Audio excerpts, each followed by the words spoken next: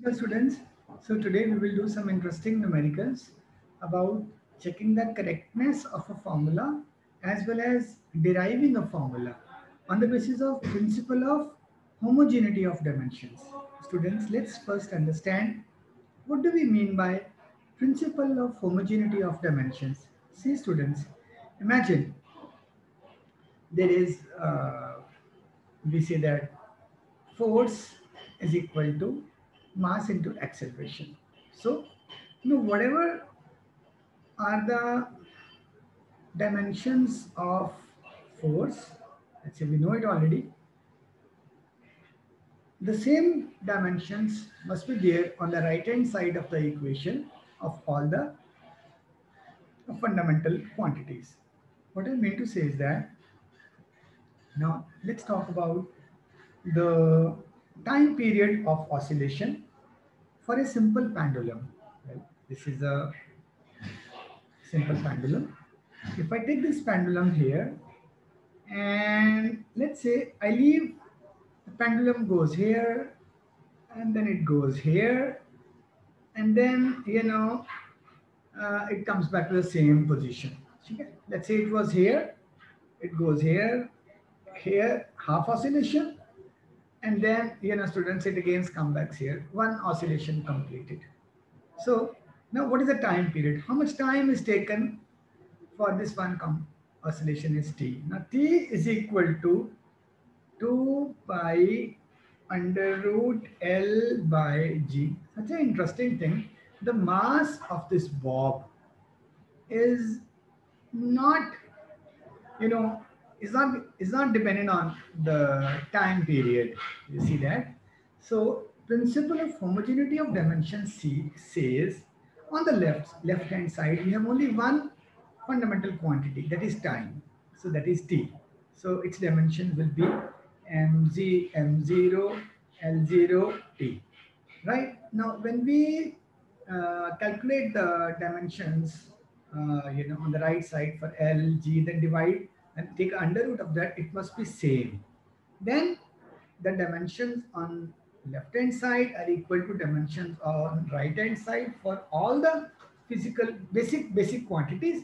Then we say the formula is wrong. Otherwise, we say formula is if they're same, it's right. Otherwise, it's wrong. So 2 pi is a constant. Obviously, it will not have any dimensions. Now, length is L. L divided by G is acceleration. Acceleration due to gravity or acceleration is same. So acceleration is we say meter per second scale. So L t minus 2. Am I right? So students, when you and then under root of this also. So now L cancels with L, t minus 2, when it goes up, it becomes t square, under root, and square of, under root of t square is t. So see that students, on the left hand side we have t, on the right side also we have t. The dimensions of basic, basic fundamental units, that is length, and then mass for m, length for L, time for t, current for ampere, temperature for k. Well, they are not there in this case. In this case we have only time, so its dimension is 1 on the left hand side. On the right hand side also dimension is 1, so we know that the formula is correct. This principle is principle of homogeneity of dimensions, or we say principle of dimensional homogeneity. So how can I state this? According to this principle, only that formula is correct. Only that formula is correct in which dimensions of various fundamental units, dimensions of various fundamental quantities or fundamental units on left hand side of the relation are equal to the dimensions of same fundamental units on the right hand side of the equation, as we have proven in this case. All right, so we say that this formula is correct. Let's take one more example, students. Now we can take that we want to check the dimensional consistency of the relation V velocity is equal to 1 by L P. I think P is pressure divided by rho. Rho is always density.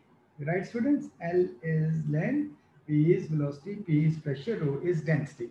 We want to check the, we don't know what is this, but it's been asked from us that check the correctness of this formula.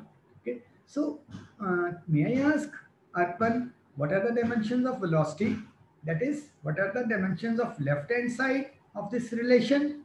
Come on, dimensions of velocity.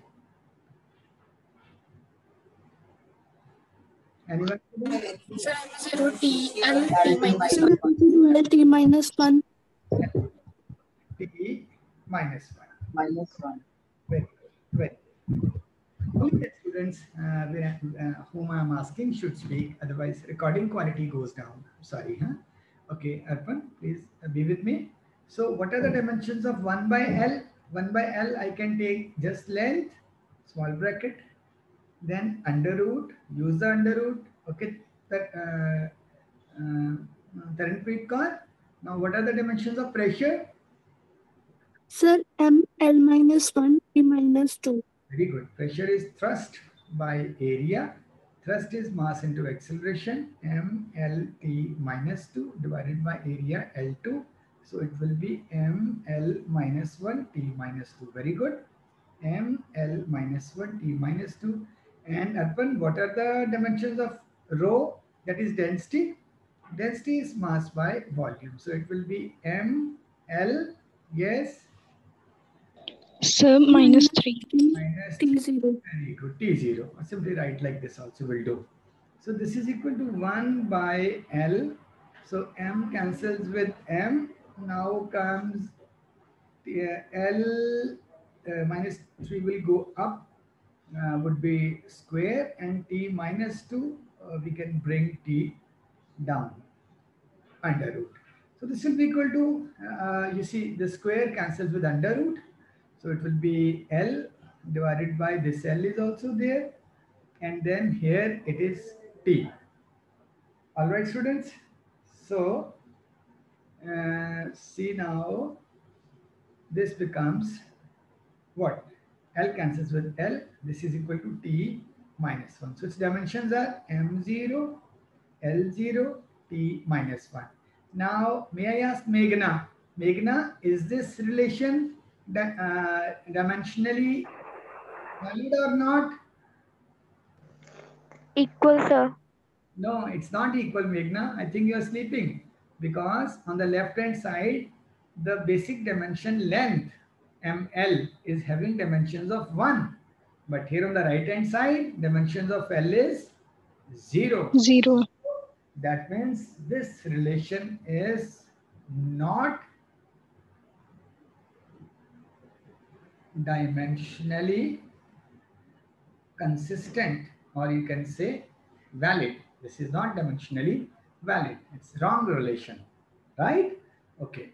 So that means the scientist who have done this experiment, he has wrongly predicted that the velocity is inversely proportional to length, and which is directly proportional to root of pressure, and inversely proportional to root of density. Some other relation must be there.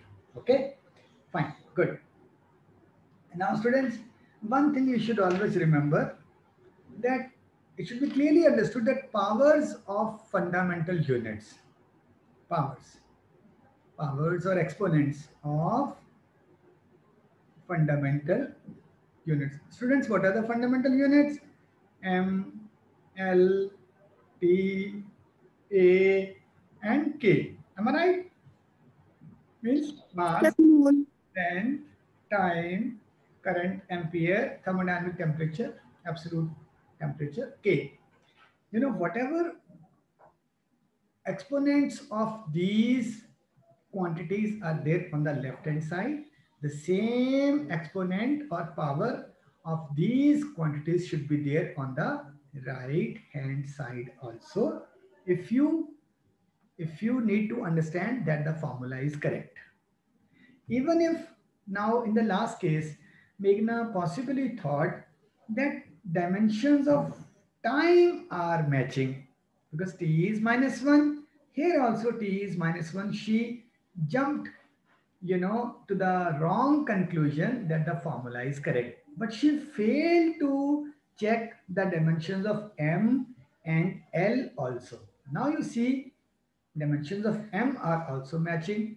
Dimensions of time are also matching. But yes, Taran, which dimensions are not matching?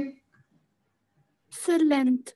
Of length are not matching. Hence, even if powers of one fundamental units, fundamental quantities is not matching on the both sides, and all other are matching, then also the formula is incorrect.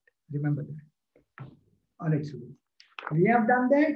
Now, students, we go for derivation of formula. This is very, very important. What is that? Derivation of formula. How can we derive a formula? This is very great, students. All right. So let's see. He says, derive an expression for the time period of the pendulum, which we have just seen. We know that t is equal to, what is that, 2 pi under root, what, L by G. Now, suppose somebody says, without doing experiment, without understanding, that what is the formula, can you derive the formula on the basis of this dimensional analysis? The answer is most of the time, yes. Sometimes it fails, but most of the time, this yields a correct answer. Such is the power of dimensional analysis. Let's say how we can derive the formula. Very great. So students, here it is given that the time period of the pendulum, or the time period of the bob. What is time period? This is bob, that mass. Let's say it starts from here. It goes here, it comes back, half oscillation over. Then goes here, 3/4 oscillation over, comes back to the original position, complete oscillation is over. One oscillation. Time taken to complete one oscillation is known as t. What is that? Time. Time taken. Time, not time taken, time period. And 1/t is the frequency of oscillation. Very interesting. And this guy was a great scientist, Hertz, who told 1/t is frequency, 1/second, or second raised to power -1. All right, students. So it's given that possibly we think time period may depend upon mass of bob, it may depend upon mass of bob, m. It may also depend upon length of the string, this length of the string. It may also depend upon acceleration due to gravity, because when the bob is moving here and here, there are always force of attraction, acted upon by the earth towards the center of the earth. So that might try to, decrease the amplitude of oscillation every time. So finally, the bob coming to rest, from where it started. So we are thinking G may be a crucial factor. So now we are thinking L, G, and M time period may depend upon all these. So students, now we know that time period, or we can take capital T, a time period is proportional to mass is M. Now, whether the time period is linearly proportional to mass. See, if it is linearly proportional, then can you tell, Taranpreet, in the formula of time period, what will be the power of mass? If the time period is linearly proportional to mass, can any student answer this? If time period, let us say, is linearly proportional to mass, then in the formula of time period, what should be the power of m? We don't know. Don't worry. Let's talk about a linear equation. X plus 2y is equal to 5. What are the powers of every variable? So 1. Correct. Six. The power of m should be One. 1. Don't know whether it is proportional to mass or not, whether it is proportional to square of mass, whether it is proportional to cube of mass. We don't know. So we are doing it. So we assume that quantity is A. That power is A. We don't know what is the power. So then length is L. Let's say it is B. And then G. Let's say it is C. You understood this step, students? Everyone? Because Yes, sir. I don't know that time period depends upon which power of mass, which power of length, and which power of G, acceleration due to phase. So I assume T, A, B, C. Okay. Now, if I want to say T is equal to, whenever I remove this proportionality sign, I have to introduce a constant, K. So let's say T is equal to M raised to power A, L raised to power B, G raised to power C. Am I right? Now, what we do, we write the dimensions of all the quantities. Okay, MLT dimension. So T, is what? I change the color. Yes, anyone can tell? T is M0, L0, and T. So T minus 1. dimensions of our proposed relation on the left hand side. K is a constant, possibly doesn't have any dimension. Forget it. We want to equate the dimensions on both sides. Yes, Taran, how we should write now? Instead of M, I will write capital M. Am I right? Yes. Capital M. Yes, sir. A. Okay. Then I can write all others also, like M raised to power A, L0, T0. But फायदा नहीं है लिखने का ना, L0, T0. So I just only take which is related to M, mass raised to power A. So what will be L raised to power B? Will relate to the unit of L is, we take capital L raised to power B. Now what is the dimensions of G? Come on, students. Sir, LT minus Sir, 2. M minus 1, L3 minus No. It's not M minus 1. You're wrong. Acceleration does not depend upon mass. It's only LT minus 2. Okay, speak only if you are confident. See. So now I will combine all these, just like x raised to power m into x raised to power n is equal to x raised to power m plus n, right? If I have x raised to power m divided by x raised to power n, so Taranpreet, this is equal to x raised to power M minus N. beautiful, beautiful girl. Brianne girls are beautiful. All right, beautiful. So now I'm going to combine this. So it will become what? M raised to power, no M. A. A. L raised to power, here it is B. And here will be C. When I open the bracket. B plus C. Yes, C. Beautiful, great. Into T raised to power. See, this is T. Minus 2C. Minus 2C. Beautiful. So nice, so nice. Now what I do, students? Apply principle of dimensional homogeneity. What does it say? Whatever basic fundamental units you have chosen, their dimension should be same on both sides, exactly same. That means, what is the dimension of mass? What is the dimension? 0. 0. So 0 should be equal to A. A. I got first equation. Second equation, what is the dimension of length on the left hand? 0. Should be 0. what is the dimension of 0. Plus C. B plus C. second equation? Third equation, what is the dimension of C? 1. 1. Right? 1 is equal to minus 2. Minus 2C. Only 2. Here, don't speak unnecessarily. C is equal to minus 1 by 2. Very important. Pure mathematics is there. Physics is pure mathematics. C is equal to minus 1 by 2. From this, I can easily find out B. What the value of C? B would be equal to, come on students, what the value of C? B will be equal to So 1 by 2. 1 by 2, because minus 1 by 2 go to other side, become 1 by 2. Oh, see that quickly we got the value for B also. Now we also got the value of A. What is the value for A, students? 0. 0. Means time period does not depend upon mass. Oh, our thinking was wrong. Such is the power of dimensional analysis. Please switch off the mic. You are professional students.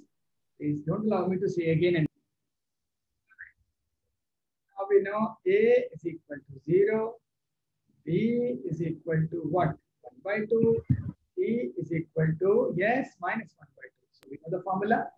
Time period of the pendulum is equal to, from here, K, we don't know what is K. Yes, what M? M is mass. Sorry, should write small m. K, M raised to power 0, that means this is gone. Anything raised to power 0 is 1. Then L raised to power, what is B? 1 by 2 into C. So 1 by 2. I'm sorry, not C. It is B. G. Especially to grab the minus 1. Minus 1 by 2. That means M raised to power 0 is gone. This becomes K into L raised to power 1 by 2. And this G raised to power 1 minus 1 by 2 goes down. This is G raised to power 1 by 2. Now, students, you know, x under root is equal to x raised to power 1 by 2. Right? Under root. If it is cube root, if I have small cube here, this is cube root. That means x raised to power, anyone? 1 by 3. So, this is equal to T is equal to K, some constant, L divided by G, because both have same power, they can be clubbed together. Here is the final formula. So see that, students, such an interesting thing we got, that time period does not depend upon mass. Mass is out. Time period depends upon root of length, directly proportional. Time period is inversely proportional to root of acceleration due to gravity. Did you like it, students? Yes, sir. Yes. Right? See that? See it again. Derive it yourself. And if you liked it, students, share with your friends. Thank you very much.